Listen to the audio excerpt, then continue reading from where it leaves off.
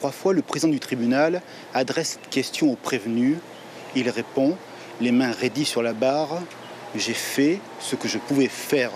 Son expression est maladroite, son verbe est hésitant. Le français n'est pas sa langue maternelle.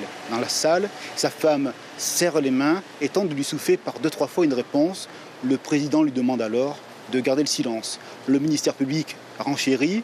Est-ce que vous vous sentez moralement responsable du décès du boxeur? La réponse du médecin, non. L'avocat de la défense se lève. Je vous interdis de dire que mon client n'a pas d'empathie. Ce n'est pas une catégorie juridique. Ici, nous devons répondre à un problème de droit.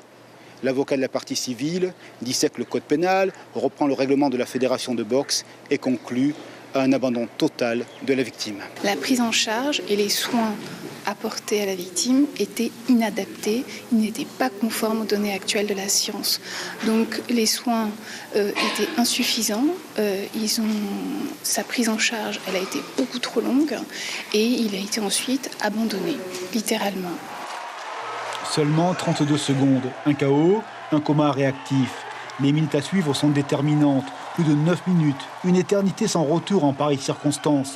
Le médecin n'a pas le matériel, il fait de mauvais choix, il ne part pas avec les pompiers. Pour le ministère public, une accumulation de carences. Ce n'est pas une faute pénale, répond la défense. Le dossier est technique, l'expertise au cœur des argumentaires, accablante pour les uns et seulement des hypothèses pour la défense.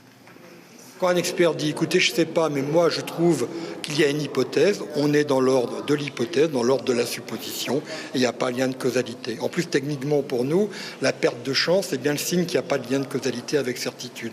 Donc oui, techniquement, mais je ne fais pas de morale là-dedans, mais techniquement, la relaxe me paraît devoir s'imposer. Le juge de l'instruction avait conclu un non-lieu en 2015.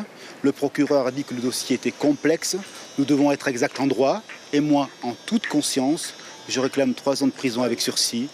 Le tribunal rendra sa décision le 13 février prochain.